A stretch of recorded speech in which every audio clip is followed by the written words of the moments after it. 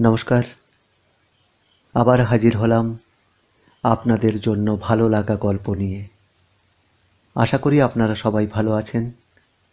সবাইকে আন্তরিক শুভেচ্ছা জানিয়ে আজ শোনাব বিখ্যাত সাহিত্যিক শরদিন্দু বন্দ্যোপাধ্যায়ের সেই বিখ্যাত উপন্যাস বহু যুগের ওপার হতে, এর পরবর্তী অংশ। মূল গল্পে যাওয়ার আগে ছোট্ট অনুরোধ, আমার এই চ্যানেলটিকে সমৃদ্ধ করতে এখনই সাবস্ক্রাইব করে বেল আইকনটি ক্লিক করুন, যাতে এমনি ভালো ভালো গল্প প্রকাশের সাথে সাথে আপনি শুনতে পান। যাই হোক, চলুন শোনা যাক আজকের গল্প। নাগবন্ধু দর্শক চক্রের সম্মুখ ভাগে দাঁড়াইয়াছিল। সহসা সে চণ্ডের বুকের উপর লাফাইয়া পড়িয়া ছুরিকা ঊর্ধ্বে তুলিল। ছুরিকা চণ্ডের বক্ষে প্রবেশ করিত, যদি না এক বিপুলকায় ব্যক্তি নাগবন্ধুর মণিবন্ধ ধরিয়া ফেলিত। বিপুলাকায় ব্যক্তিটি বলিল, ও কি করছো নাগবন্ধু?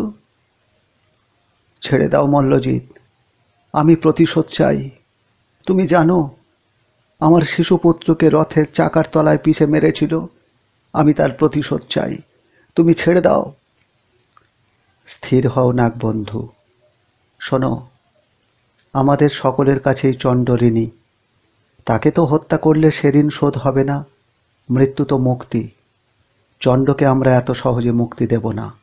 ওকে তিল তিল করে কড়াই গণ্ডায় অত্যাচারের ঋণ আদায় করে নেব।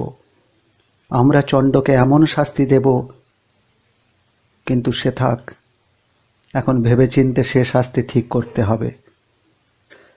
ভাই সব, তোমরা চণ্ডকে বাইরে নিয়ে গিয়ে গলায় শিকল দিয়ে বেঁধে রাখো। যাহারা চণ্ডের হস্তপদ চাপিয়া বসিয়াছিল, তাহারা তাহাকে টানিয়া তুলিল এবং টানিতে টানিতে সবার বাহিরে লইয়া গেল। অধিকাংশ জনতাও কলকোলাহল করিতে করিতে সঙ্গে গেল।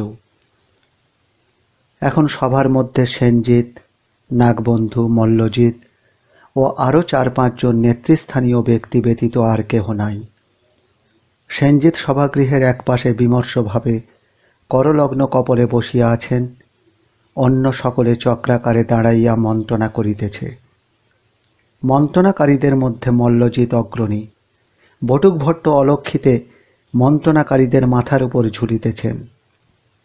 মল্লজিৎ বলিল, দেখো ভাই, বিপ্লবের কাজ শেষ হয়েছে, এখন আবার গড়ে তুলতে হবে। আবার আমাদের নতুন রাজা চাই। নাগবন্ধু বলিল, রাজার কি দরকার? বৈশালীর মতো প্রজাতন্ত্র। সকলে বিস্ফারিত নেত্রে নাগবন্ধুর পানে চাহিল। একজন বিস্মিত প্রশ্ন করিল, প্রজাতন্ত্র আবার কি? মল্লজিৎ বলিল, প্রজাতন্ত্র কাকে বলে আমরা জানি না। আমরা জানি, যে রাজ্যে রাজা নেই সে রাজ্য অরাজক। অতএব আমাদের রাজা চাই। এখন প্রশ্ন হলো, কে রাজা হবে? কাকে আমরা রাজা করব? রাজা হবার যোগ্যতা কার আছে? সকলের দৃষ্টি ধীরে ধীরে সেনজিতের দিকে ফিরিল। সেনজিৎ এই মিলিত দৃষ্টির আঘাতে সন্ত্রস্ত হইয়া উঠিলেন। চকিত স্বরে বলিলেন, কি, আমার দিকে চাইছ কেন? আমি রাজা হতে চাই না। না না, তোমরা বরং আর কাউকে। মল্লজিৎ হাত তুলিয়া সেনজিৎকে নিরস্ত করিল। ধীর কণ্ঠে বলিল, সেনজিৎকে রাজ্যের সকলে ভালোবাসে, আর সেনজিৎ শান্ত প্রকৃতির নিরভিমান হৃদয়বান পুরুষ। আমার অভিমত, সেনজিৎ রাজা হন। নাগবন্ধু বলিল, কিন্তু নাগবংশেরই আর একজনকে। নাগবংশের বিরুদ্ধে আমার কোনো অভিযোগ নেই। অন্য আর একজন নাগরিক বলিল, হ্যাঁ, আমাদেরও নেই। চণ্ডই আমাদের তো শত্রু ছিল। সেনজিৎ বিষণ্ণভাবে বলিলেন, কিন্তু কিন্তু সিংহাসনে আমার রুচি নেই। বন্ধুগণ, আমি এ সম্মানের যোগ্য নই। মল্লজিৎ বলিল, সে কথা জনসাধারণ বিচার করুক। সেনজিতের হাত ধরিয়া মল্লজিৎ সভাগৃহের এক প্রান্তে একটি মুক্ত বাতায়নের সম্মুখে উপস্থিত হইল। বাতায়নের বাহিরে পুরভূমির উপর বিক্ষুব্ধ জনমর্দ আবর্তিত হইতেছে। বাতায়নে মল্লজিতের সহিত সেনজিৎকে দেখিয়া তাহারা সোল্লাসে গর্জন করিয়া উঠিল। মল্লজিৎ হাত তুলিয়া তুর্যকণ্ঠে তাহাদের সম্বোধন করিল। মগধবাসী জনগণ, আমরা আমাদের প্রিয় বন্ধু সেনজিৎকে চণ্ডের পরিবর্তে সিংহাসনে বসাতে চাই। তোমাদের অভিমত আছে কিনা জানাও। জনমর্দ হইতে বিপুল হর্ষধ্বনি উত্থিত হইল, আর সেই সঙ্গে শঙ্খ ও শৃঙ্গ নিনাদ আকাশ বিদীর্ণ করিয়া দিল। সেনজিতের মুখে কিন্তু হাসি নাই। নাগবন্ধুর ললাট মেঘাচ্ছন্ন। সেনজিৎকে লইয়া মল্লজিৎ ও অন্য সকলে সভার মধ্যস্থলে গেল এবং সেনজিৎকে সিংহাসনে বসাইল। এখন মুকুট, রাজমুকুট কোথায়? সকলে ইতস্তত রাজমুকুট খুঁজিতে লাগিল। একজন সিংহাসনের পিছনে চণ্ডের শিরচ্যুত মুকুট দেখিতে পাইল। এই যে বলিয়া সে মুকুট কুড়াইয়া লইয়া সেনজিতের মাথায় পরাইয়া দিল। এই সময় বটুকভট্ট শৃঙ্খল যোগে ঊর্ধ্বলোক হইতে নামিয়া আসিলেন। দুই হাত তুলিয়া গম্ভীর স্বরে বলিলেন, জয়স্তু মহারাজ। বৈশালীর মন্ত্র ভবনে একটি কক্ষে তিনজন কুলপতি বেদির উপর বসিয়া আছেন। তাহাদেরও বয়স আরো বাড়িয়াছে। তাহাদের সম্মুখে পৃথক আসনে শিবামিশ্র হেঁট মুখে বসিয়া আছেন। প্রধান কুলপতি সহানুভূতিপূর্বক স্বরে বলিলেন, আপনার এত দীর্ঘ সাধনা, এত দীর্ঘ প্রতীক্ষা সব ব্যর্থ হল। আবার সেই শিশুনাগ বংশেরই একজন মগধের সিংহাসনে বসেছে। ক্ষণেক স্তব্ধ থাকিয়া শিবামিশ্র মুখ তুলিলেন।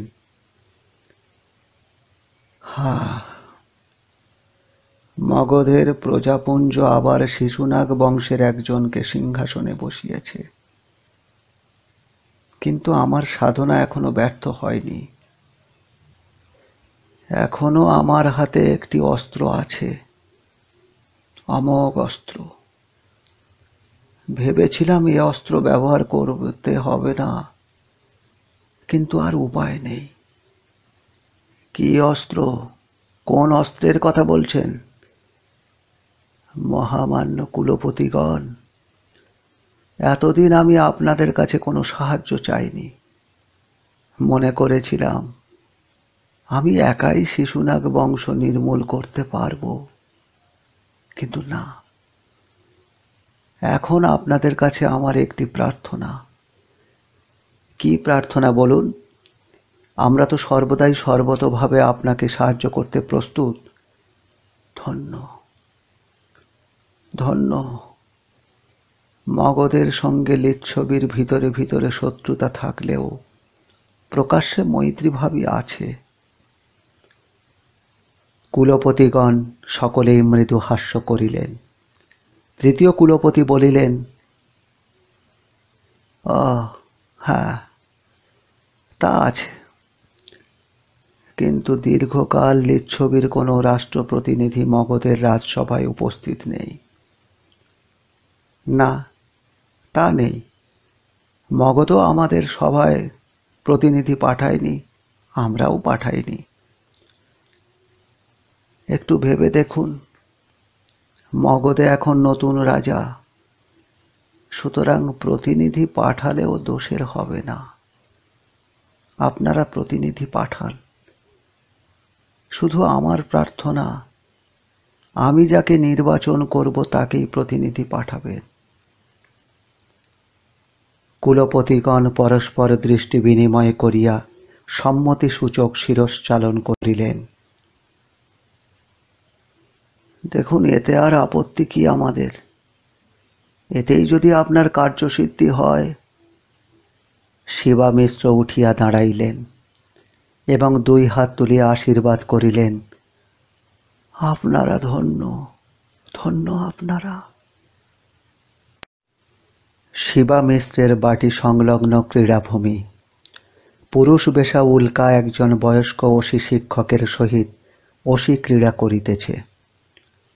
দুজনের হাতে রিজু অসি, দেহে লৌহ জালিক। অসির সহিত অসির সংঘাতে ঝনঝন শব্দ উঠিতেছে। অসি ফলকে আলো ঝলকিয়া উঠিতেছে। উল্কার অধরেও মাঝে মাঝে হাসির ঝলক খেলিয়া যাইতেছে। অসি ক্রীড়া চলিতেছে। ঠিক এমন সময়ে শিবা মিশ্র ক্রীড়াভূমির প্রান্তে আসিয়া দাঁড়াইলেন। তাহার বক্ষ বাহুবদ্ধ, চোখে একাগ্র কঠোর দৃষ্টি। তিনি নীরবে অসি ক্রীড়া দেখিতে লাগিলেন। অবশেষে উল্কা শিক্ষককে অসিযুদ্ধে পরাস্ত করিয়া ভূতলশায়ী করিল। তারপর উচ্চকণ্ঠে হাসিয়া গুরুর পদধূলি গ্রহণ করিল। গুরুও ধীরে ধীরে উঠিয়া বসিলেন। নতজানু উল্কার মস্তকে হস্তার্পণ করিয়া বলিলেন, বিজয়িনী, তোমার আর আমার শেখাবার কিছু নেই। শিবা মিশ্র উল্কার পিছনে আসিয়া দাঁড়াইলেন। শিষ্যবিদ্যা গরীয়সী। উল্কা উঠিয়া দাঁড়াইয়া শিবা মিশ্রের দিকে ফিরিয়া হাসিল, কিন্তু শিবা মিশ্র হাসিলেন না। গম্ভীরভাবে উল্কাকে নিরীক্ষণ করিয়া বলিলেন, উল্কা, তোমার শিক্ষা শেষ হয়েছে। যাও, স্নান করো গিয়ে। স্নান করে আমার ঘরে যেও, তোমাকে কিছু বলবার আছে। উল্কা ঈষৎ বিচলিত হইল, কিন্তু কোনো প্রশ্ন না করিয়া প্রস্থান করিল। যে আজ্ঞা পিতা। একটি প্রসাধন কক্ষ। উল্কা স্নান সারিয়া বেশ পরিবর্তন করিয়াছে। সিক্ত কেশ পৃষ্ঠে লম্বিত। সে একটি ধাতু নির্মিত দর্পণ বা হাতে ধরিয়া সযত্নে ভ্রু মধ্যে সিঁদুরের টিপ পরিল। শিবা মিশ্র নিজ কক্ষে বসিয়া আছেন। তাহার মুখটা বিষণ্ণ গম্ভীর। উল্কা আসিয়া দ্বারের নিকট দাঁড়াইল। শিবা মিশ্রকে আত্মস্থ দেখিয়া সে সংকুচিতভাবে বেদীর পাশে আসিয়া বসিল। শিবা মিশ্র চিন্তা জড়িমা হইতে জাগিয়া উল্কার পানে স্নেহবিধুর চক্ষে চাহিয়া রহিলেন। অঙ্গুলি দিয়া তাহার চিবুক তুলিয়া ধরিয়া ঈষৎ কম্পিত স্বরে বলিলেন, কন্যা, আমার কন্যা। কি হয়েছে পিতা? উল্কা শঙ্কা বিস্ফারিত চক্ষে বলিল। শিবা মিশ্র আত্মসংবরণ করিলেন। মা, আজ যে কথা তোমাকে বলতে যাচ্ছি তা উচ্চারণ করতে আমার বুক ফেটে যাচ্ছে। হ্যাঁ মা, তবু আমাকে বলতে হবে। তোমার জীবনের কাহিনী আজ তোমাকে শোনাবো। আমার জীবনের কাহিনী? হ্যাঁ, তোমার জীবনের কাহিনী। সে বড় ভয়ঙ্কর কাহিনী। তুমি সহ্য করতে পারবে? উল্কা ক্ষণেক নিজের মনের অজ্ঞাত আশঙ্কার সহিত যুদ্ধ করিল। তারপর দৃঢ়স্বরে বলিল, বলুন পিতা, আমি সহ্য করতে পারব, আপনি বলুন। শিবা মিশ্র কুণ্ঠিত নীরবতার পর বলিলেন, জানো উল্কা,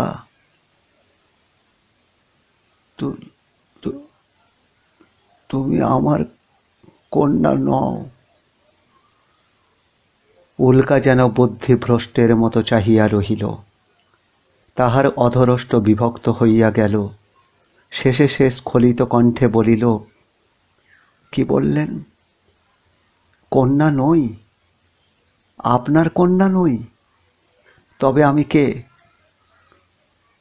বলছি মা, বলছি। তুমি যখন একদিনের শিশু, তখন আমি তোমাকে পাটলিপুত্রের মহাশ্মশান থেকে তুলে এনেছিলাম। পাটলিপুত্রের মহাশ্মশান? সে কি? সব কথা আমাকে বলুন পিতা, কিছু গোপন করবেন না। আপনি বলুন। দুইজনেই গভীরভাবে অভিভূত। তারপর শিবামিশ্র নিজের মন দৃঢ় করিয়া বলিলেন, হ্যাঁ মা, হ্যাঁ, বলছি শোনো, উল্কা কন্যা আমার, যা বলছি সংযতভাবে শোনো, ধৈর্য হারিও না।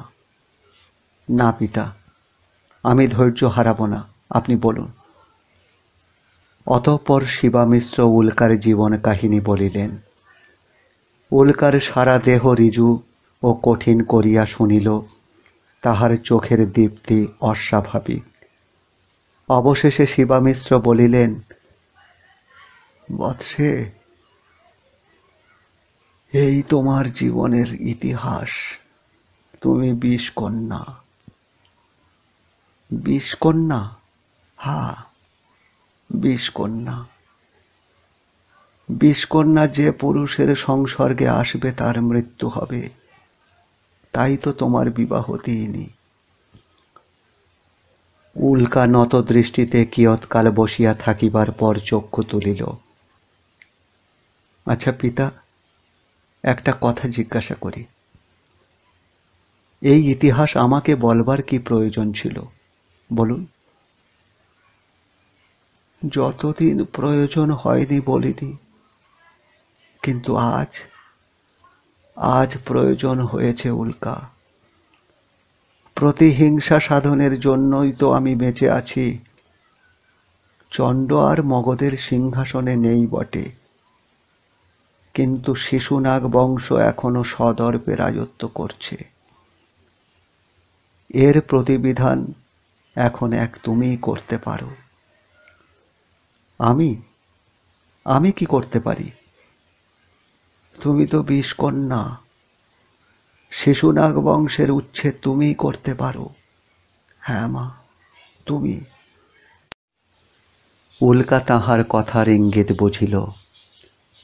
ক্ষণকাল নতমুখে থাকিয়া মুখ তুলিয়া বলিল, বেশ, কি করতে হবে আমাকে বলে দিন। যা বলবো পারবে? পারব পিতা, আপনি বলুন। শোনো, শিশুনাগ বংশের সেনজিৎ এখন মগধের সিংহাসনে।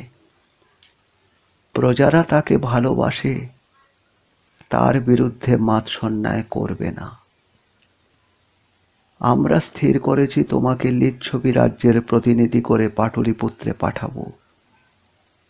তুমি রাজসভায় আসন পাবে। সর্বদা সেনজিতের সঙ্গে তোমার দেখা সাক্ষাৎ হবে। তবে সেনজিৎ বয়সে তরুণ, আবার তার উপর শিশুনাগ বংশের রক্ত তার শরীরে আছে, বুঝতে পারছো?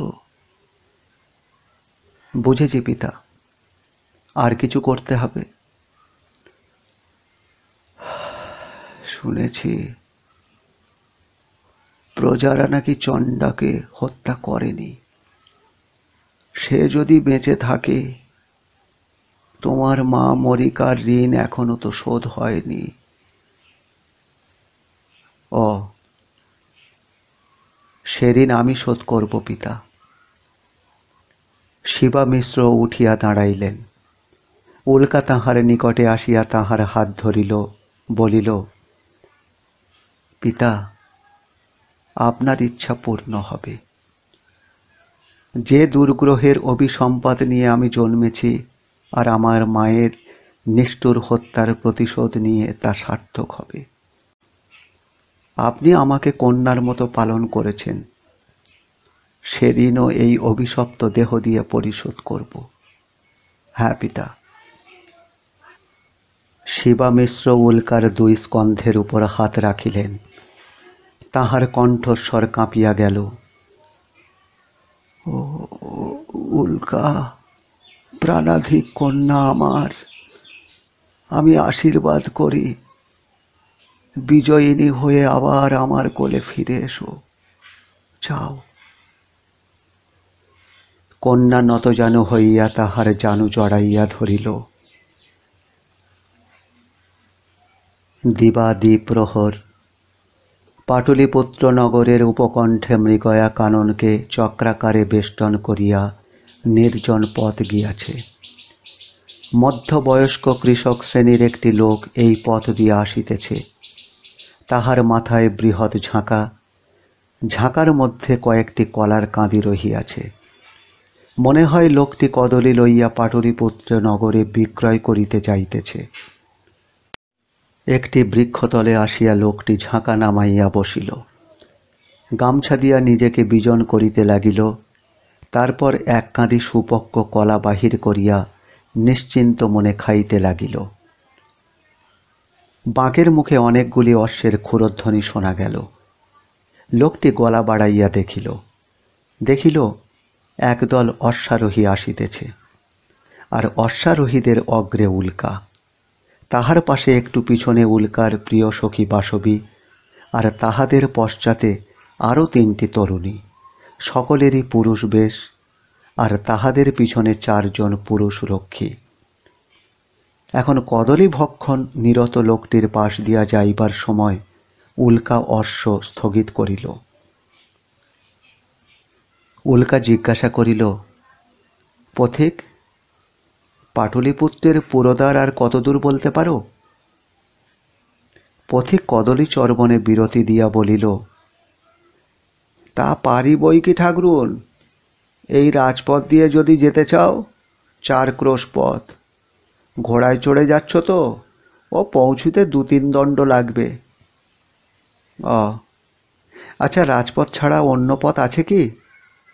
আছে বই কি ঠাকরুন, এই বনের ভিতর দিয়েও যাওয়া যায়, তবে ওটা রাজার মৃগয়া কানন তো, সাধারণ লোকের এর ভিতরে যাওয়া বারণ। বারণ? তবে আমি তো বনের ভিতর দিয়েই যাব, দেখি কে বারণ করে।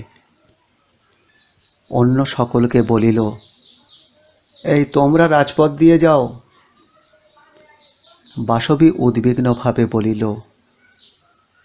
ও প্রিয় সখী, তুমি বনের ভিতর দিয়ে একলা যাবে? যদি হারিয়ে যাও? ভয় নেই, আমি হারাবো না, দেখিস তোদের আগে পৌঁছব। উল্কা ছাড়া আর সকলেই পথ দিয়া ঘোড়া ছুটাইয়া চলিয়া গেল। তারপর উল্কা মৃগয়া কাননে প্রবেশ করিল।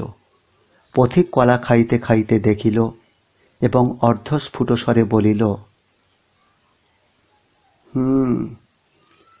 দেবীর দেখছি এবার ঘটকে আগমন। মৃগয়া কাননের ভিতর দিয়া উল্কা চারিদিকে দেখিতে দেখিতে চলিয়াছে। কোথাও হরিণের দল, কোথাও সরোবরে মরাল সারস ক্রীড়া করিতেছে, কোথাও বা ময়ূর নাচিতেছে। একটি ঝিলের পাশ দিয়া যাইতে যাইতে উল্কা অশ্ব হইতে অবতরণ করিল। ঝিলের কিনারায় নতজানু হইয়া অঞ্জলি ভরিয়া জল পান করিল। জল পানান্তে পিছু ফিরিয়া উল্কা দেখিল একটা ভীষণাকৃতি লোক তাহার অশ্বের বলগা ধরিয়া দাঁড়াইয়া আছে। লোকটা মৃগয়া কাননের রক্ষী কুম্ভ। সে রূঢ়কণ্ঠে বলিল, এই কে রে তুই? তোর কি প্রাণের ভয় নেই? হ্যাঁ, তুই? আরে এ কি, এ যে নারী। উল্কা অধর কুঞ্চিত করিল, হ্যাঁ নারী, কিন্তু তুমি কে? কুম্ভের উগ্রভাব তিরোহিত হইল। সে বলিল, আমি এই বনের রক্ষী। তা সুন্দরী, তুমি এই পথহীন বনে একলা এসেছো বুঝি? বুঝেছি, অভিসারে এসেছো। তা তোমার নাগর কই? উল্কা কোনো উত্তর দিল না, বিরক্তিপূর্ণ চক্ষে চাহিয়া রহিল। কুম্ভ লুব্ধভাবে তাহার কাছে আসিয়া দাঁড়াইল। তা নাগরিকা, নাই বা এলো তোমার নাগর, অভিমান করে চলে যেও না। এসো, কাছেই আমার গুল্ম, চলো, বরং তোমাকে সেখানে নিয়ে যাই। ও কি, চললে যে? আরে আমিও তো পুরুষ, আমার পানে একবার চেয়েই দেখো না। কুম্ভ উল্কার হাত ধরিবার চেষ্টা করিল। উল্কা তীক্ষ্ণ কণ্ঠে বলিল, আমাকে ছুঁয়ো না অনার্য। কুম্ভের মুখ আরো কালো হইয়া উঠিল। এই কি বললে? অনার্য? হ্যাঁ বটে, তবে দেখি আজ অনার্যের হাত থেকে তোমাকে রক্ষা করে কে। বলিয়া কুম্ভ বাম বাহু দ্বারা উল্কার কটিবন্ধন বেষ্টন করিয়া আকর্ষণ করিল এবং লালসাপূর্ণ মুখ উল্কার মুখের কাছে আনিল। বর্বর, তুই জানিস না আমি বিষকন্যা, আমাকে ছুলে তোকে মরতে হবে। বিদ্যুৎ বেগে কটি হইতে ছুরিকা বাহির করিয়া উল্কা কুম্ভের পঞ্জরে বিদ্ধ করিয়া দিল। কুম্ভ কিছুক্ষণ অবাক হইয়া রইল, তারপর গলার মধ্য শব্দ করিয়া মাটিতে পড়িয়া গেল। উল্কা অগ্নিপূর্ণ চক্ষে কুম্ভকে দেখিতে দেখিতে ছুরিকা আবার নিজ কটিতে রাখিল, তারপর এক লম্ফে অশ্বপৃষ্ঠে উঠিল। দিবা প্রায় তৃতীয় প্রহর। পাটলিপুত্রের উত্তঙ্গ নগরদ্বার, পথে জন চলাচল নাই। তোরণদ্বারের দুই পাশে দুইজন করিয়া প্রতিহার প্রাচীর গাত্রে ঠেস দিয়া ঝিমাইতেছে, আর তাহাদের হাতে বল্লম। একটি ফুটি কাঁকুড় বোঝাই গরুর গাড়ি বাহির হইতে ভিতর দিকে চলিয়া গেল। তারপর দ্রুত অশ্বক্ষুরধ্বনি শুনিয়া প্রতিহার চতুষ্টয় খাড়া হইয়া দাঁড়াইল। উল্কা ও তাহার দল আসিতেছে। প্রতিহারগণ ইতিমধ্যে দৃঢ়ভাবে বল্লম ধরিয়া পথ আগলাইয়া সম ব্যবধানে দাঁড়াইয়াছে। উল্কা তাহাদের সম্মুখে আসিয়া রাশ টানিয়া অশ্বকে দাঁড় করাইল।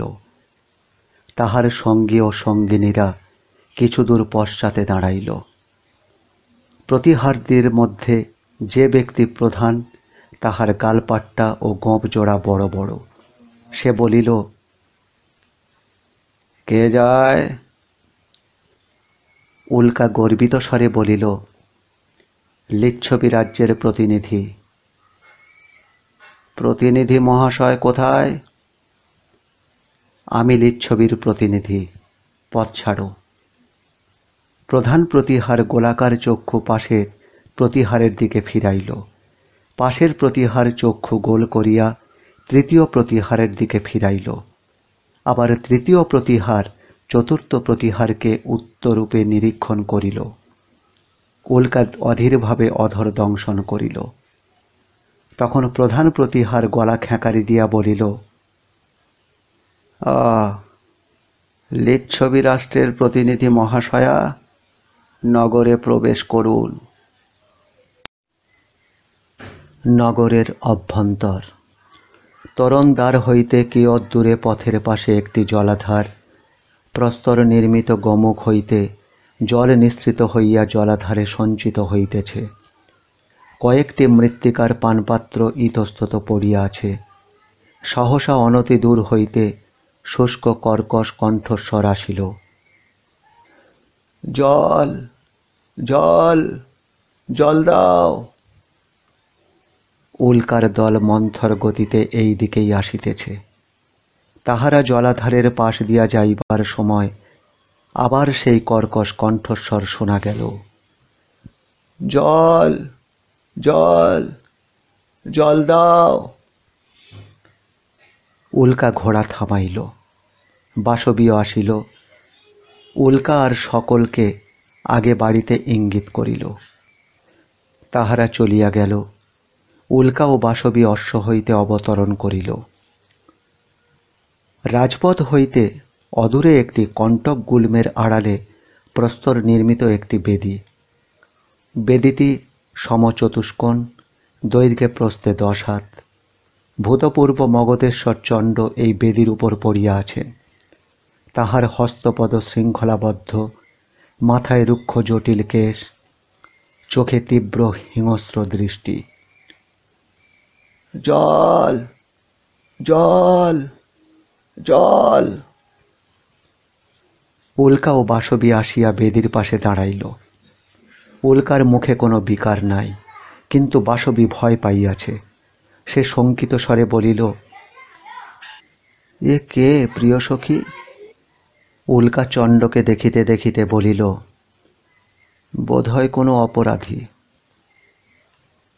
তাহাদের কণ্ঠস্বর শুনিতে পাইয়া চণ্ড মাথা তুলিলেন, দন্ত নিষ্ক্রান্ত করিয়া ভীষণ স্বরে বলিলেন, জল দাও, জল। উল্কা অবিচলিতভাবে চণ্ডের পানে চাহিয়া বলিল, বাসবি, জলাধার থেকে জল নিয়ে আয় তো। বাসবি যে পথে আসিয়াছিল সেই পথেই চলিয়া গেল। উল্কা আরো কিছুক্ষণ চণ্ডকে অবিচলিত মুখে নিরীক্ষণ করিয়া বলিল, কোন অপরাধে তোমার এই দণ্ড হয়েছে? চণ্ড উত্তর দিলেন না, শুধু কণ্ঠের মধ্যে ক্রূর ব্যাঘ্রের মতো শব্দ করিলেন। বাসবি মৃৎপাত্রে জল লইয়া ফিরিয়া আসিল, কিন্তু চণ্ডের নিকটে যাইতে ইতস্তত করিতে লাগিল। উল্কা তখন মৃৎপাত্র লইয়া চণ্ডের হাতে দিল। চণ্ড দুই হাতে পাত্র ধরিয়া জলপান করিলেন এবং শূন্য পাত্র দূরে নিক্ষেপ করিলেন। উল্কা প্রশ্ন করিল, কে তোমার এমন অবস্থা করেছে? শিশুনাগ বংশের রাজা? চণ্ড বিষাক্ত চক্ষে উল্কার পানে চাহিলেন। পথের কুকুর সব, দূর হয়ে যা, দূর হয়ে যা। বাসবি ভীতভাবে বলিল, এসো প্রিয় সখী, আমরা বরং চলে যাই, এসো। উল্কা চণ্ডকে জিজ্ঞাসা করিল, তুমি কে? আমি কে? তুই জানিস না?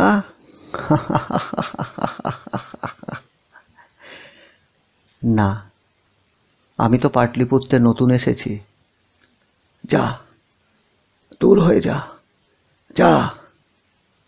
একদিন তোদের পায়ের তলায় পিষেছি, আবার যেদিন শিকল ছিঁড়ব, যা যা, এখন দূর হয়ে যা, যা। উল্কা সহসা প্রজ্বলিত চক্ষে চাহিয়া বলিল, তোমার নাম কি? আমার নাম জানিস না? মিথ্যাবাদিনী, আমার নাম কে না জানে? হ্যাঁ, কে না জানে? আমি চণ্ড, মহারাজ চণ্ড, তোর প্রভু, তোর দণ্ডমুণ্ডের অধীশ্বর। আমি মগধের ন্যায্য অধিপতি মহারাজ চণ্ড, তুই জানিস না? উল্কার সারা দেহ যেন বিদ্যুৎ শিখার মতো জ্বলিয়া উঠিল। সে এক পা আগে বাড়িল, অমনি বাসবি পিছন হইতে তাহার হাত আকর্ষণ করিল। প্রিয় সখী, বললাম তো চলো না, আমরা যাই। এখানে কেউ নেই, আমার ভয় করছে, তুমি চলো। উল্কা বাসবির দিকে ফিরিয়া মুখে ক্ষীণ হাসি টানিয়া আনিল, বলিল, বাসবি, তুই যা, তোরা সকলে ওই পিপ্পলি গাছের তলায় অপেক্ষা কর, আমি এখনই আসছি, যা। বাসবি একটু দ্বিধা করিল। উল্কা তাহাকে লঘু হস্তে ঠেলিয়া দিল, তারপর চণ্ডের দিকে ফিরিল। বাসবি চলিয়া গেল। উল্কা গভীর বিরাগ ভরে বলিল, তুমি ভূতপূর্ব রাজা চণ্ড? ভূতপূর্ব নয়, আমি রাজা। আমি থাকতে মগধে অন্য রাজা নেই। তোমার প্রজারা তাহলে তোমাকে হত্যা করেনি? কে আমাকে হত্যা করবে এত সাহস কার আছে? যেদিন শিকল ছিঁড়ব। চণ্ড শিকল ছিঁড়িবার চেষ্টায় দুই বাহু আস্ফালন করিতে লাগিলেন, কিন্তু শিকল ছিঁড়িল না।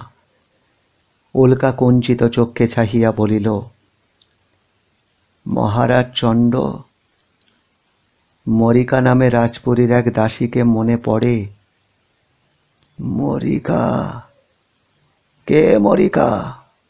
কোন মরিকা? মনে করে দেখুন, আপনার অবরোধে মরিকা নামে দাসী ছিল। মরিকার এক 20 কন্যা জন্মেছিল। আপনি তো সেই 20 কন্যার পিতা, মনে পড়ে? চণ্ডের ক্রূর চক্ষু সহসা উদ্দীপ্ত হইয়া উঠিল।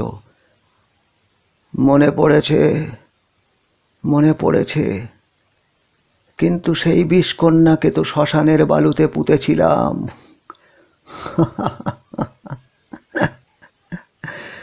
মন্ত্রী শিব মিশ্রকেও সিগালে ছিঁড়ে খেয়েছিল। উল্কার কণ্ঠে গাঢ় শীতকার ফুটিয়া উঠিল। শুনুন মহারাজ চণ্ড, সে বিষকন্যা মরেনি, আর শিব মিশ্রকেও সিগালে ছিঁড়ে খায়নি। ভালো করে চেয়ে দেখুন, নিজের কন্যাকে চিনতে পারছেন না? আমি সেই বিষকন্যা। হ্যাঁ মহারাজ, শিশুনাগ বংশের চিরন্তন নিয়তি মনে আছে কি? এ বংশের রক্ত যার শরীরে আছে সেই পিতৃহন্তা হবে। তাই তো বহু দূর থেকে বংশের প্রথা পালন করতে এসেছি আমি। বলিয়া উল্কা কোটি হইতে ছুরিকা বাহির করিল, কিন্তু উত্তেজনার ঝোঁকে সে একেবারে চণ্ডের কাছে আসিয়া পড়িয়াছিল। চণ্ড শৃঙ্খলিত হস্তে তাহার মণিবন্ধ ধরিয়া ফেলিলেন। উল্কা হাত ছাড়াইবার চেষ্টা করিল, কিন্তু পারিল না। চণ্ডের বজ্র মুষ্টির চাপে ছুরিকা তাহার হাত হইতে পড়িয়া গেল। নিঃশব্দে দুজনের মধ্যে টানাটানি চলিতে লাগিল। এই স্থান হইতে কিয়দ্দূরে নাগবন্ধুকে দেখা গেল। মুহূর্ত মধ্যে ব্যবহার বুঝিতে পারিয়া নাগবন্ধু ছুটিয়া আসিল। আর ইতিমধ্যে চণ্ড দুই হাতে উল্কার কণ্ঠ চাপিয়া ধরিয়াছে, উল্কার মুখ নীলবর্ণ ধারণ করিয়াছে। নাগবন্ধু ছুটিয়া আসিয়া উল্কার স্খলিত ছুরি তুলিয়া লইল এবং একটি আঘাতে উহা চণ্ডের কণ্ঠে প্রবিষ্ট করাইয়া দিল। এবার চণ্ডের হাত শিথিল হইয়া গেল।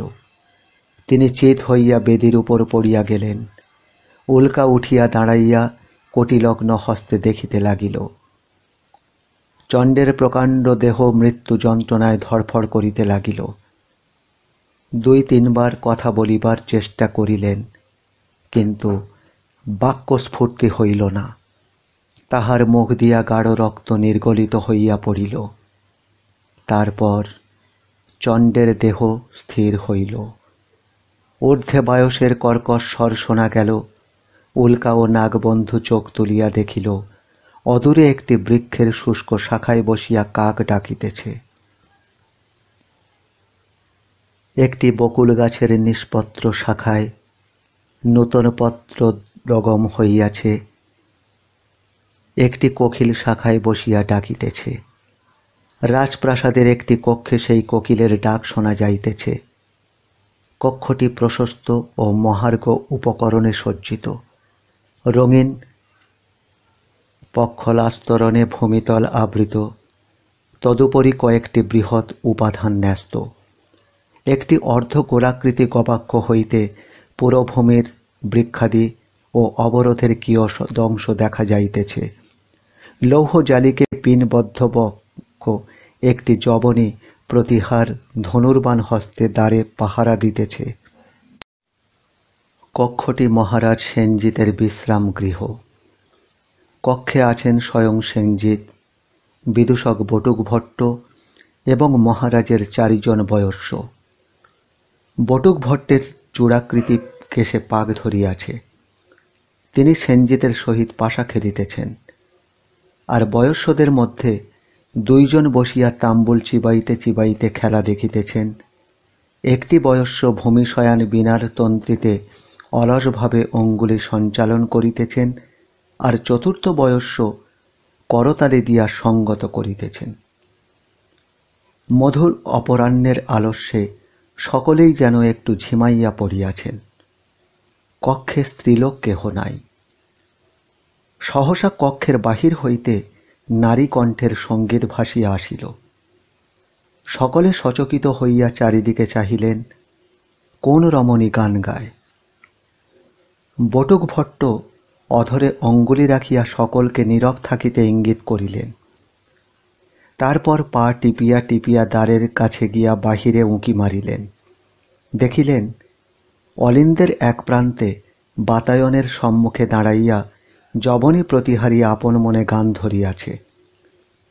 যেন তাহার নীল চক্ষু দুটির বিষণ্ণ দৃষ্টি দিগন্তের পানে প্রসারিত, যেন সুদূর স্বদেশের স্বপ্ন দেখিতেছে। এখন যবনের গান শেষ হইলে কক্ষের মধ্যে রাজবয়স্যেরা উচ্চকণ্ঠে হাসিয়া উঠিলেন। যবনী লজ্জা পাইয়া চকিত স্বস্থানে ফিরিয়া আসিল এবং তীরধনুক হাতে লইয়া দ্বারের পাশে ঋজু ভঙ্গিতে দাঁড়াইয়া রহিল। বটুক ভট্ট ফিরিয়া গিয়া রাজার সম্মুখে বসিলেন এবং ভর্ৎসনাপূর্ণ চক্ষে চাহিয়া বলিলেন, ধিক বয়স্য ধিক, শতধিক তোমাকে। সেনজিৎ মৃদু বিস্ময়ে বলিলেন, কেন, কি হলো বটুক? একটা যবনী প্রতিহারী, বসন্তের সমাগমে তার প্রাণেও রং ধরেছে, আর তুমি তুমি বয়স্য নীরস শকুনির মতো বসে বসে পাশা খেলছ। ছি! কপট ক্রোধে বটুক ভট্ট পাশার গুটিকাগুলি দূরে নিক্ষেপ করিলেন। সেনজিৎ স্মিতমুখে বলিলেন, তা কি করতে বলো বটুক? যাও, এখন অন্তঃপুরে যাও, নূপুর নিক্কণ শোনো, কঙ্কণ কিঙ্কিণীর ঝনৎকার শোনো। হায় হতস্মি! বটুক ভট্ট ললাটে করাঘাত করিলেন। সেনজিৎ বলিলেন, আবার কি হলো? ওফ, ভুলে গিয়েছিলাম, মনেই ছিল না যে তোমার অবরোধে স্ত্রীলোক নেই। অন্তঃপুর শূন্য খাঁ খাঁ করছে, কেবল হতভাগ্য কঞ্চুকিটা প্রেতের মতো ঘুরে বেড়াচ্ছে।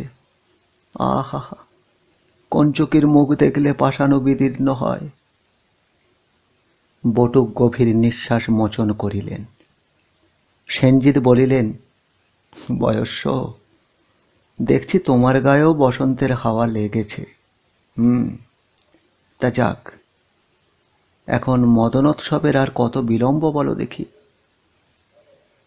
মদনের সঙ্গে যার মৌখিক পরিচয় পর্যন্ত নেই, মদনোৎসবের সঙ্গে তার কি প্রয়োজন? বিল্বফল পাকল কিনা তাতে বলছিলাম, পরবৃতের কি লাভ? সেনজিৎ হাসিয়া বলিলেন, ধন্য বটুক, তুমি আমাকে কাক না বলে কোকিল বলেছ। কোকিল কিন্তু ভারী গুণবান পক্ষী। হ্যাঁ। একজন বয়স্য বলিলেন, দোষের মধ্যে শুধু পরের বাসায় ডিম্ব প্রসব করে। বটুক ভট্ট অঙ্গুলি তুলিয়া বলিলেন, এ বিষয়ে বয়স্য তোমার চেয়ে কোকিল ভালো। কেন, কিসে? আরে কোকিল তো তবু পরগৃহে বংশ রক্ষা করে, কিন্তু তুমি যে একেবারেই। বটুক ভট্ট হতাশাসূচক হস্তভঙ্গি করিলেন। সেনজিৎ ক্ষণকাল বিমনা হইয়া রহিলেন, তারপর ধীরে ধীরে বলিলেন, দেখো বটুক, তোমাদের একটা গোপনীয় কথা বলি।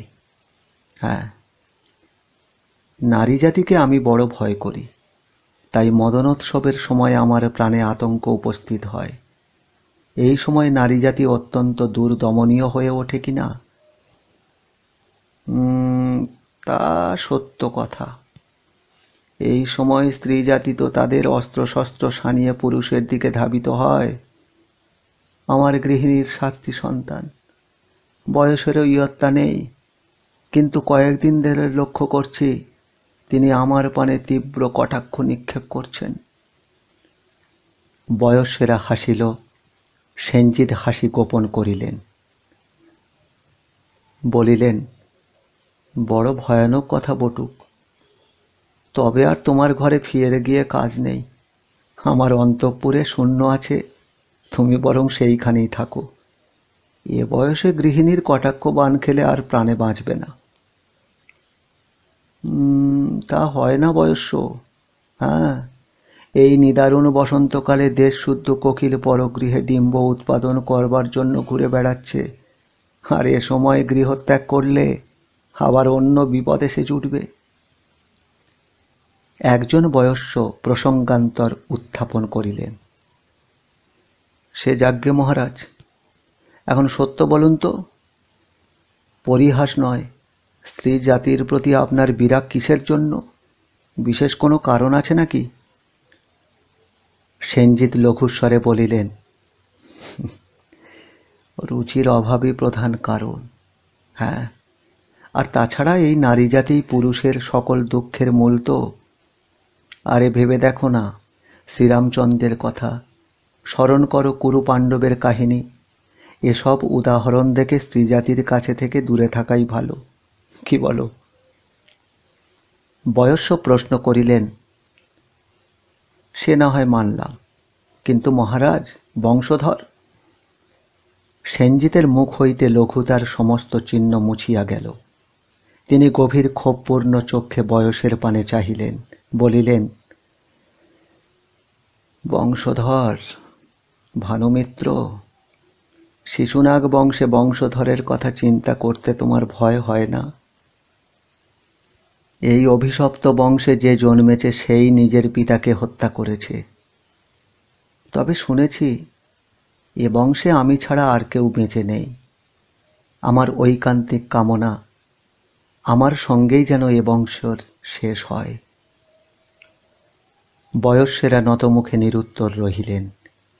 ঠিক এই সময় বাহিরে প্রাসাদ প্রাঙ্গণ হইতে তুর্যধ্বনি হইল। এই তুর্যধ্বনির অর্থ, কোনো বিশিষ্ট ব্যক্তি রাজদর্শনে আসিয়াছেন। সেনজিৎ ঈষৎ বিরক্তভাবে চক্ষু তুলিলেন। এ সময় আবার কে দেখা করতে চায়? বটুক, তুমি গিয়ে দেখো তো। বলবে আমি এখন বিশ্রাম করছি, কাল রাজসভায় দেখা হবে। আদেশ পাইয়া বটুক ভট্টের মুখ অত্যন্ত গম্ভীর ভাব ধারণ করিল, কেননা তিনি রাজকীয় কার্য করিতে যাইতেছেন। তিনি উত্তরীয়টি স্কন্ধে রাখিয়া মর্যাদাপূর্ণ পদক্ষেপে প্রস্থান করিলেন। সেনজিৎ এবার উঠিয়া গবাক্ষের সম্মুখে গিয়া দাঁড়াইলেন, আর বয়স্য চারিজন সংকোচ বোধ করিয়া ঘরের চারিদিকে ইতস্তত ছড়াইয়া পড়িলেন। এমন সময় বটুক ভট্ট প্রায় মুক্ত কচ্ছ অবস্থায় ফিরিয়া আসিলেন এবং আর্তকণ্ঠে মহারাজ বলিয়া সেনজিতের আড়ালে আত্মগোপন করিবার চেষ্টা করিলেন। এখন সেনজিৎ সবিষয়ে বলিলেন, এ কি বটুক, আরে কি হয়েছে? মহারাজ, জঙ্ঘাবল প্রদর্শন করছি। তা তো দেখতেই পাচ্ছি, কিন্তু পালিয়ে এলে কেন? কে এসেছে? তা ঠিক বলতে পারি না, বোধহয় দিব্যাঙ্গনা।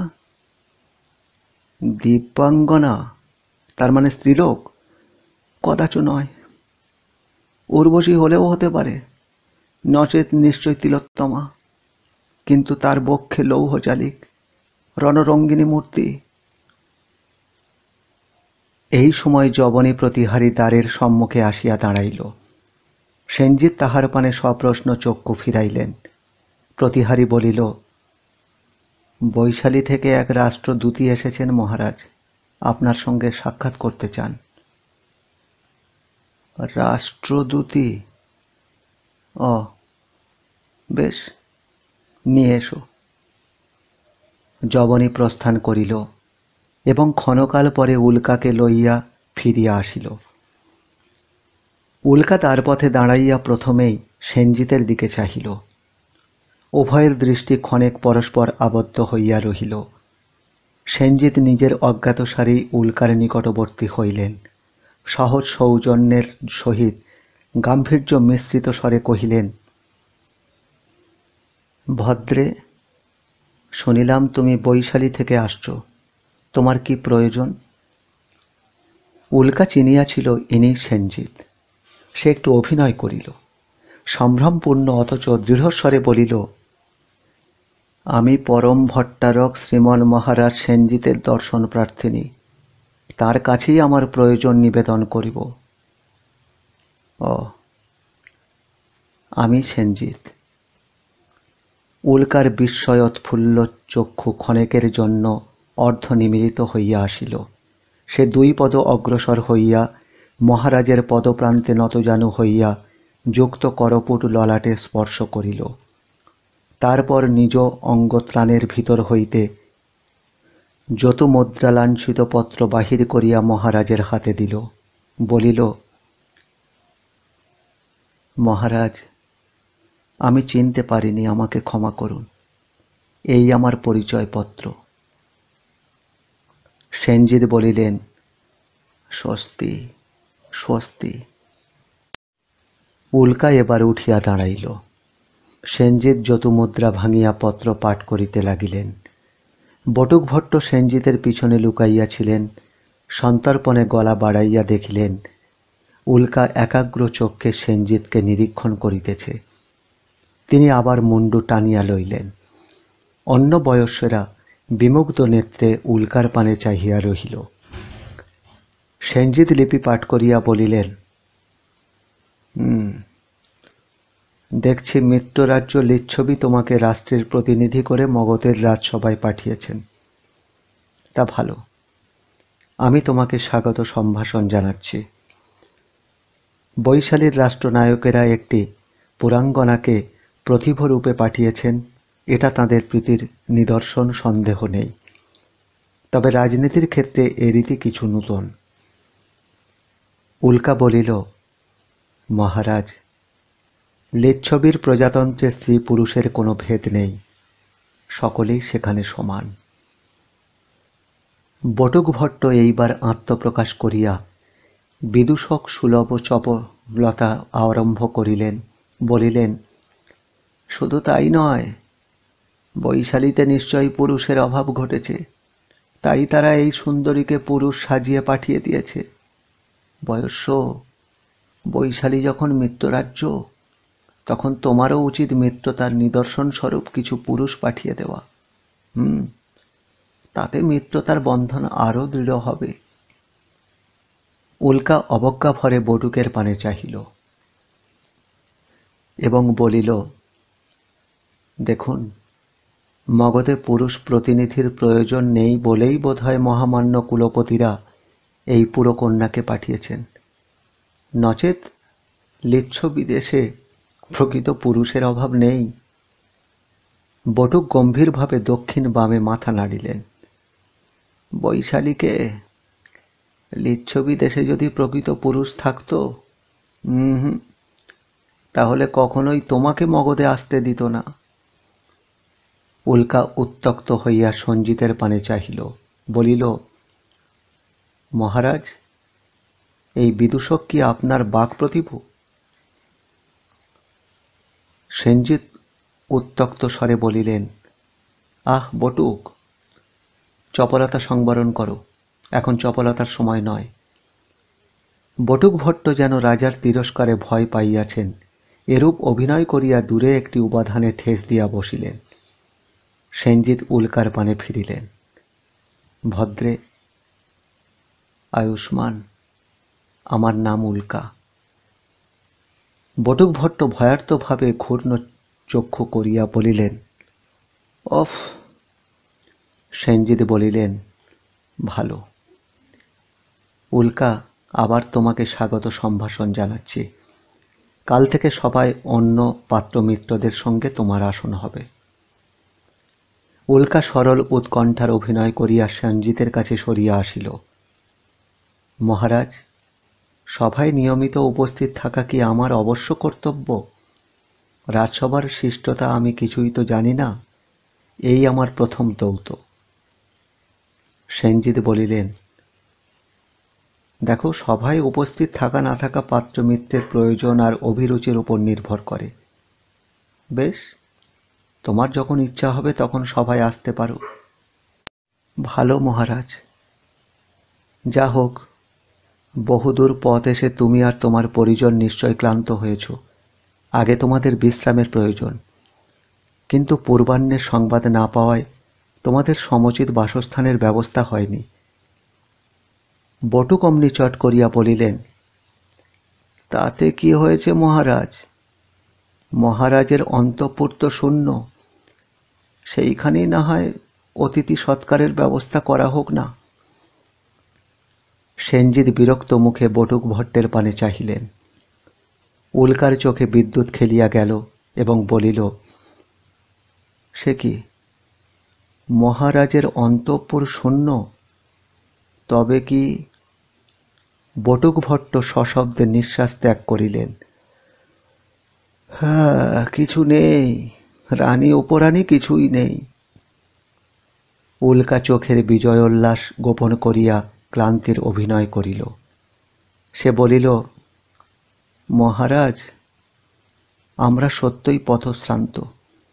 যদি বাধা না থাকে, আমি আর আমার সখীরা অবরোধেই আশ্রয় নিতে পারি। আমরা নারী, মহারাজের আশ্রয়ে থাকাই আমাদের পক্ষে শোভন হবে। প্রস্তাবটা সেনজিতের খুব মনঃপূত হইল না। তিনি মস্তকের উপর দিয়া একবার করতল সঞ্চালিত করিয়া যবনী প্রতিহারের দিকে ফিরিলেন। বলিলেন, যবনী, কঞ্চুকিকে একবার ডেকে আনো তো। কঞ্চুকি বোধহয় দ্বারের বাহিরেই অপেক্ষা করিতেছিল। সে তৎক্ষণাৎ প্রবেশ করিল। এই কঞ্চুকিকে পূর্বে চণ্ডের সভায় আমরা দেখিয়াছি। এখন তাহার বয়সও বাড়িয়াছে। সে বলিল, এই যে মহারাজ, আমি উপস্থিত। ও, তুমি এসেছ? কাছেই ছিলে মনে হয়। তা সে যা হোক, ইনি আর এর সখীরা আপাতত অবরোধে থাকবেন, তার ব্যবস্থা করো। ধন্য মহারাজ। দেবী, আপনি আসুন আমার সঙ্গে। উল্কা গগনোদ্যতা হইয়া হাসি মুখে সেনজিতের দিকে ফিরিল এবং দুই করতল যুক্ত করিয়া বলিল, জয়স্তু মহারাজ। দ্বারের পাশে যবনী প্রতিহারী দাঁড়াইয়া আছে। উল্কা কঞ্চুকির অনুসরণ করিয়া দ্বারের নিকটে উপস্থিত হইল। এই সময় বটুক ভট্ট পশ্চাৎ হইতে একটি বাক্যবাণ নিক্ষেপ করিলেন। বৈশালীতে রাজকার্য তো বেশ সুচারুরূপে সম্পন্ন হল, কিন্তু এখন একটা কথা জানতে পারি কি? উল্কা ফিরিয়া দাঁড়াইয়া ভ্রু তুলিল। বলছিলাম, বৈশালীর সকল সীমন্তনেই কি সদা সর্বদা অস্ত্রশস্ত্রে সজ্জিত থাকেন? হ্যাঁ, ভ্রুকুটির ভল্ল আর বক্ষের লৌহজালিক কি তারা একেবারেই ত্যাগ করেন না? উল্কার দুই চক্ষু জ্বলিয়া উঠিল। সে ক্ষিপ্র হস্তে যবনী প্রতিহারীর তুনির হইতে একটি তীর লইয়া ভল্লের ন্যায় বটুক ভট্টের শির লক্ষ্য করিয়া নিক্ষেপ করিল। বলিল, তোমার মতো কদাকার কিমপুরুষ দেখলে বৈশালীর নারীরা অস্ত্র ত্যাগ করে। বটুক ভট্ট আর্তনাদ করিয়া উঠিলেন। উল্কা ভ্রুক্ষেপ না করিয়া কঞ্চুকির সহিত প্রস্থান করিল।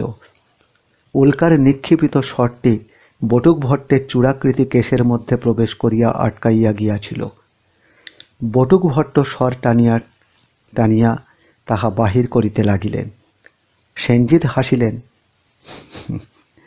তোমার উপযুক্ত শাস্তি হয়েছে, বুঝলে বটুক। বৈশালীর মেয়েদের লক্ষ্যভেদ দেখছি অব্যর্থ। আর তুমি ওর সঙ্গে রসিকতা করতে যেও না, বুঝলে? না বয়স্য, আর করব না। এ বয়সে আগুন নিয়ে খেলা আর সহ্য হবে না। এখন দয়া করে তীরটা বার করে নাও। সেনজিৎ হাসিতে লাগিলেন। বয়স্যেরাও যোগ দিল। রাজ অবরোধ। পৌর ভবনের একটি অংশ প্রাচীর পরিখা দ্বারা বেষ্টিত। ভিতরে বিস্তৃত ভূমির মধ্যস্থলে সুন্দর একটি ভবন। তাহাকে ঘিরিয়া নানা জাতীয় বৃক্ষ, পুষ্পোদ্যান ও জলাশয়। একটি সুদৃশ্য সেতু পার হইয়া অবরোধে প্রবেশ করিতে হয়। অন্য পথ নাই। কঞ্চুকি সেতুমুখে দাঁড়াইয়া উল্কা আর তাহার সখীদের অভ্যর্থনা করিল। কয়েকটি কিঙ্করী মালা পানপাত্র লইয়া দাঁড়াইয়াছিল। তাহারা উল্কা ও সখীদের গলায় মালা পরাইয়া দিল, আর সোনার পাত্রে স্নিগ্ধ পানীয় দিয়া সকলের তৃষ্ণা নিবারণ করিল। পুলকিত কঞ্চুকি সহর্ষে দুই হস্ত ঘর্ষণ করিতে করিতে পরিদর্শন করিতে লাগিল। উল্কা ও বাসবী উদ্যানের একদিকে চলিল, আর সখীরা অন্যদিকে চলিল। সকলেরই চোখে মুখে বিস্ময় ও আনন্দ। উল্কা ও বাসবী সরোবরের পাষাণতটে আসিয়া দাঁড়াইল। জলে অসংখ্য কমল ফুটিয়াছে। বাসবী ভিতরের কথা কিছু জানিত না। সে উল্কাকে নানা কৌতূহলী প্রশ্ন করিতেছে। প্রিয় সখী, মহারাজকে কেমন দেখলে বলো না। উল্কার অধরে অর্থপূর্ণ কুটিল হাসি খেলিয়া গেল। মহারাজ সেনজিৎ। কেমন আর দেখব, সাধারণ মানুষ। তবে দোর্দণ্ড প্রতাপ মহারাজ বলে মনেই হয় না। ও, তার চেহারাটা কেমন? কেন, সুকুমার যুবা পুরুষ? কেমন কথা বলেন না। হ্যাঁ, বেশ মিষ্টি, তবে মানুষটি খুব নিরীহ। খাত্র তেজ কিছু দেখলাম না। আচ্ছা সখী, ওকে তোমার বেশ লেগেছে না? উল্কা চকিত হইয়া বাসবীর দিকে চাহিল। কেন বল দেখি? না, অমনি জানতে ইচ্ছে হলো। বলো না। উল্কার ভ্রুর মাঝখানে একটি সূক্ষ্ম রেখা পড়িল। সে যেন ভাবিতে ভাবিতে বলিল, মন্দ লাগলো না। শিশুনাগ বংশের যে খ্যাতি শুনেছিলাম, না, সেরকম কিছু নয়। কিন্তু তা বলে আমার কর্তব্য আমি ভুলব না। তোমার কর্তব্য? তোমার কর্তব্য আবার কি?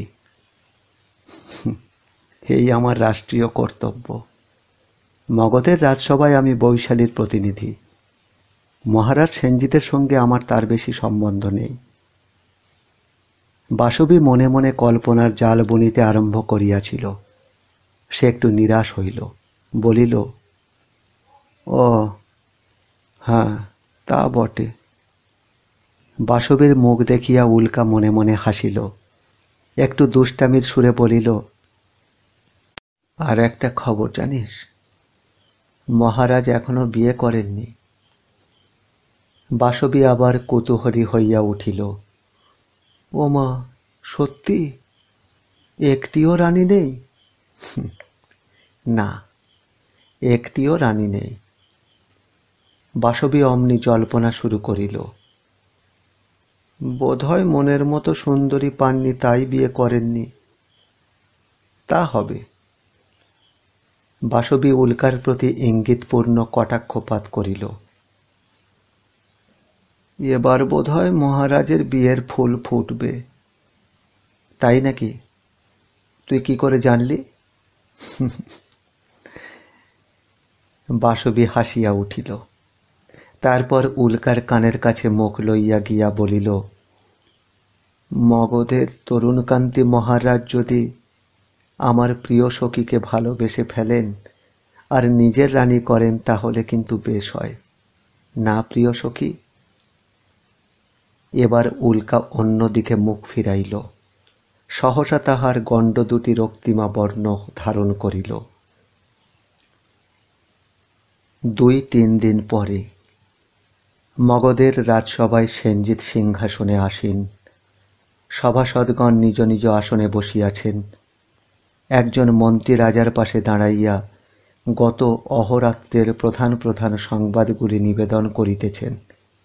সুষ্ঠুভাবে রাজকার্য চলিতেছে। কেবল বটুকভট্ট সিংহাসনের পাশে নিম্নাসনে বসিয়া সিংহাসনে মাথা রাখিয়া ঘুমাইতেছেন। সেনজিৎ বলিলেন, আর কোনো সংবাদ আছে? আর ভূতপূর্ব মহারাজ চণ্ড, কোনো অজ্ঞাত ব্যক্তি তাকে। সে শুনেছি। আর কিছু? না, আর বিশেষ কোনো সংবাদ নেই আর্য।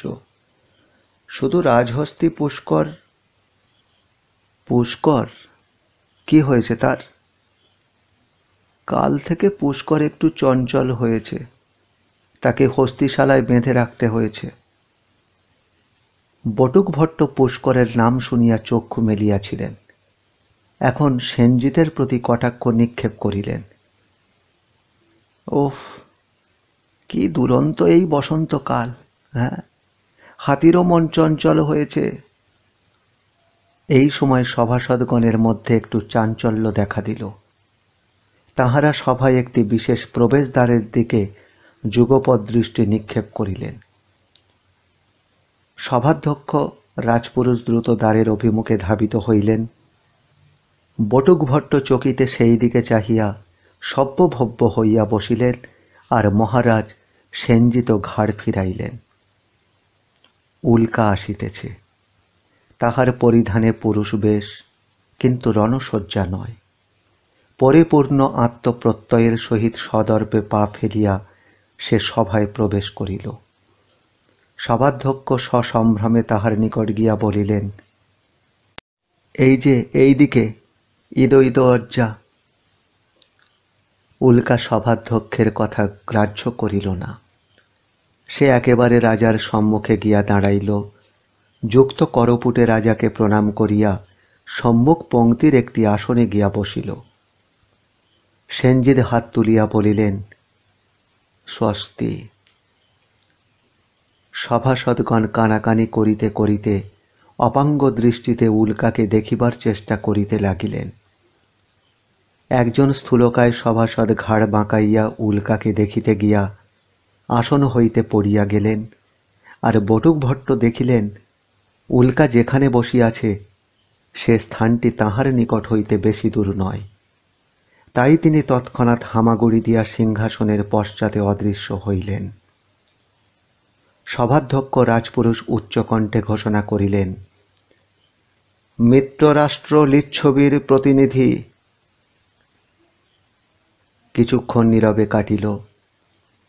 তারপর মন্ত্রী আবার গলা খ্যাঁকারি দিয়া অন্যান্য সংবাদ শুনাইবার উপক্রম করিতেছেন, ঠিক এমন সময়ে একজন দৌবারিক দ্রুতপদে সভায় প্রবেশ করিল।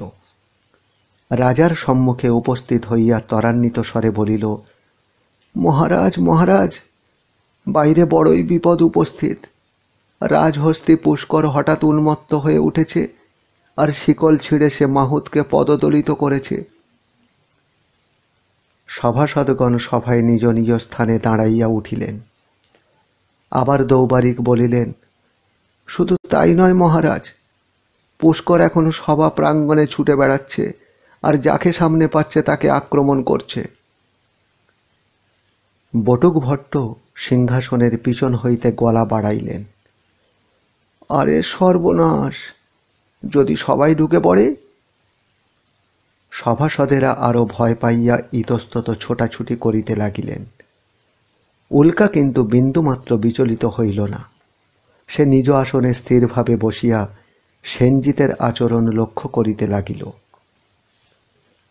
সেনজিৎ সিংহাসন হইতে উঠিয়া দাঁড়াইলেন। হাত তুলিয়া সভাসদগণকে আশ্বাস দিলেন, ভয় নেই, পুষ্কর সভায় প্রবেশ করতে পারবে না।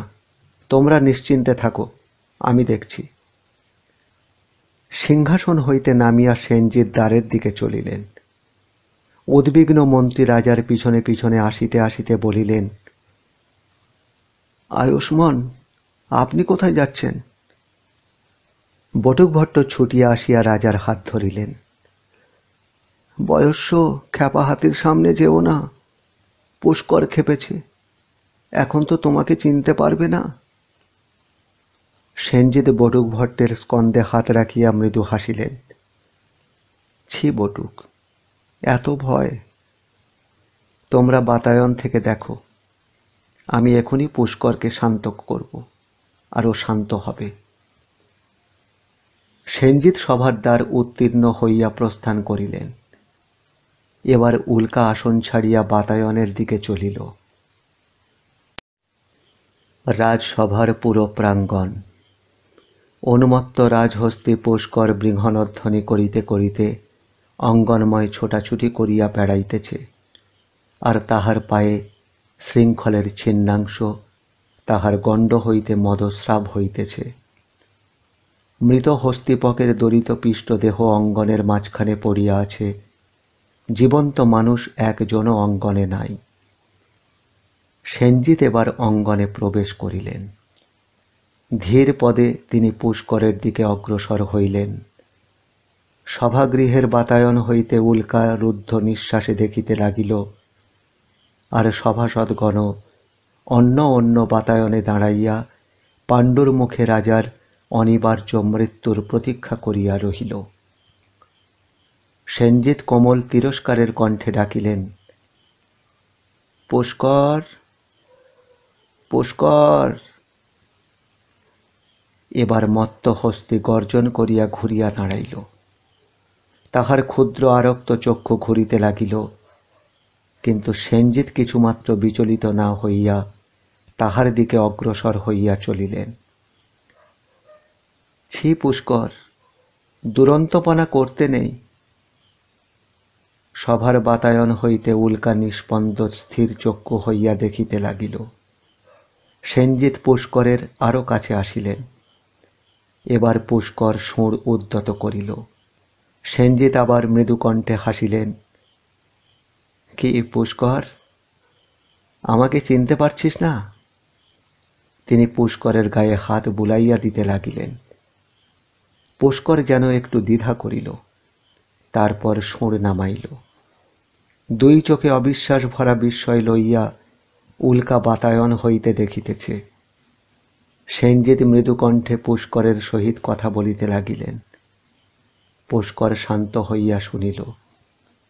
সেনজিৎ আগে আগে হস্তিশালার দিকে চলিলেন, আর পুষ্কর দুলিতে দুলিতে তাহার পিছনে পিছনে চলিল। সভাগৃহের বাতায়ন হইতে সভাসদগণের হর্ষধ্বনি ভাসিয়া আসিল।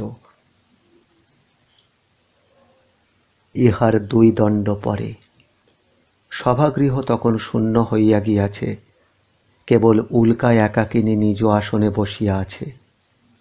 সেনজিৎ প্রবেশ করিলেন এবং উল্কাকে দেখিয়া বিস্ময় ভরে তাহার দিকে অগ্রসর হইলেন। এ কি, সভা তো অনেকক্ষণ ভেঙে গেছে, তুমি এখনো এখানে? উল্কা উঠিয়া দাঁড়াইল। লজ্জিত নতমুখে বলিল, আপনাকে একটি কথা বলবার জন্যই অপেক্ষা করছি মহারাজ। কি কথা? মহারাজ, আপনি আমাকে ক্ষমা করুন, আমি আপনাকে চিনতে পারিনি। চিনতে পারিনি? হ্যাঁ, আমি ভেবেছিলাম আপনি নিরীহ পৌরুষহীন, কিন্তু আজ আমার সে ভুল ভেঙেছে। আজ যা দেখলাম জীবনে কখনো ভুলব না। সাক্ষাৎ মৃত্যুর সামনে এমন অটল নির্ভীকতা। কি জানো, মৃত্যুকে আমি ভয় করি না উল্কা। হ্যাঁ, শুধু মৃত্যুকে। মহারাজ, জগতে এমন কিছু তো আছে যাকে আপনি ভয় করেন। হ্যাঁ, তা আছে বই কি, কিন্তু সে কি মহারাজ? সে কি বস্তু? আজ এই পর্যন্ত। আবার দেখা হবে পরবর্তী অংশ নিয়ে আগামী অডিওতে। এবার শোনাব আগামী অডিওর এক ঝলক। পরদিন প্রভাত। উল্কা শয়ন ঘরের বাতায়নে দাঁড়াইয়া আছে। মনের আগুনে পুড়িয়া পুড়িয়া রাত্রি কাটিয়াছে। উল্কার চোখের কোলে নীলাভ ছায়া তাহার মুখখানিকে আরো সুন্দর করিয়া যেন তুলিয়াছে। তাহার কেশ বেশ শিথিল, কবরের অর্ধ শুষ্ক মালা অংশে লুটাইতেছে। সহসা বাহির হইতে একটি তীর আসিয়া বাতায়নের কাষ্ঠে বিদ্ধ হইল। উল্কা চকিতে তীর বাতায়ন হইতে টানিয়া মুক্ত করিল। দেখা গেল তীরের কাণ্ডে একটি লিপি জড়ানো আছে। উল্কা সযত্নে লিপি উন্মোচন করিয়া পড়িল। শিবা মিশ্রের লিপি। তাহাতে লেখা আছে, কন্যা, স্মরণ রাখিও, শিশুনাগ বংশকে নির্মূল করা যায়। হ্যাঁ। পত্র হাতে লইয়া উল্কার মুখে একটি তিক্ত হাসির আভাস ফুটিয়া গেল। সে পত্রখানি ছিঁড়িয়া 2 খণ্ড করিল, তারপর 4 খণ্ড করিল। ঠিক এই সময় বাসবী প্রবেশ করিল। ও কি প্রিয় সখী, কার চিঠি তুমি ছিঁড়ছ? বৈশালী থেকে পিতা লিখেছেন। সে পত্রের ছিন্নাংশগুলি বাতায়নের বাহিরে ফেলিয়া দিল। জানিস বাসবী, পিতা একটি ভুল করেছেন। আমার শরীরেও যে নাগ বংশের রক্ত আছে তা তার মনে নেই। তোমার শরীরে শিশুনাগ বংশের রক্ত? এ কি বলছো? আ ও, না না, আজ আমি কি বলতে সব কি বলছি তার ঠিকানা নেই। তা যাক, ঘরের যে প্রাচীরে অস্ত্র শস্ত্র টাঙানো ছিল, উল্কা সেইখানে গিয়া দুই হাতে দুইটি তরবারি তুলিয়া লইল। উল্কার হাতে ঋজু শানিত তরবারি দুটি ঝকমক করিয়া উঠিল। সে দুই হাতে তরবারি ঘুরাইতে লাগিল। এই দাঁড়াও দাঁড়াও, এ কি করছো প্রিয় সখী? দেখছি দেখছি অসিবিদ্যা ভুলে গেছি কিনা, কিন্তু আজ মহারাজের অস্ত্র কৌশল পরীক্ষা করব। বাসবী, তাকে অসি যুদ্ধে কি হারাতে পারবো না? তুমি কি বলছো আমি তো কিছুই বুঝতে পারছি না।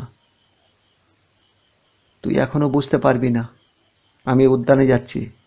মহারাজ যদি আসেন তাকে বলবি আমি মাধবী কুঞ্জে তার জন্য অপেক্ষা করছি। যা। উল্কা দুইটি তরবারি লইয়া কক্ষ হইতে নিষ্ক্রান্ত হইল। এবার কেমন লাগলো লাইক দিয়ে মতামত জানাবেন, আর গল্পটি প্রকাশের সাথে সাথে পেতে হলে এখনই সাবস্ক্রাইব করে বেল আইকনটি ক্লিক করুন। আবার দেখা হবে আগামী অডিওতে। আপনি ভালো থাকুন, সবাইকে ভালো রাখুন। শুভরাত্রি।